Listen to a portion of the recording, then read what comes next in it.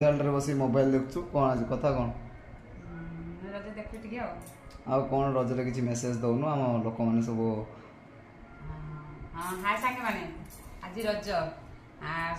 ଆଜିର ଦୁନିଆ ତ ମୋବାଇଲ ଭିତରେ ସବୁ କିଛି, କିନ୍ତୁ ତଥାପି ମୋ ଭାଷାରେ ମୁଁ କିଛି ଟିକେ କହୁଛି ଯେ ରଜ ଆଜି ଭୂମାତା ରଜଶାଳା ହେଇଥିଲେ, ଯିଏକି ସେଇ ରଜଶାଳାଟାକୁ ଆମର ପୁରା ଅନ୍ଧାର ଅକୁହା ଭିତରେ ରହିଯାଉଛି, ଯିଏକି ଆଜି ସେ ରଜଶାଳାଟା କେମିତି ସେଲିବ୍ରେସନ୍ କରାଯିବ ପୋଡ଼ପିଠା ଦଳିରେ ରଖି ନ ଦେଇ ସେ ରଜଟାକୁ ନାରୀମାନଙ୍କ ଉଦ୍ଦେଶ୍ୟରେ ସଜବାଜ ଆଉ ସେଲିବ୍ରେସନ୍ କରାଯାଉଛି।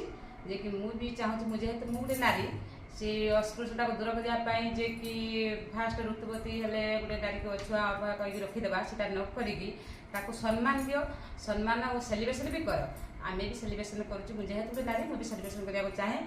ମୋ ଘରେ ଗୋଟେ ଝିଅ, ମୁଁ 2 ଜଣ ଅଛୁ। ରଜ ପାନରେ ମୋ ପୁଅ ନିଜେ ସ୍ୱୟଂ ପାନ ନେଇକି ଆସିଛି, 2ଟା ପାନ ଆମେ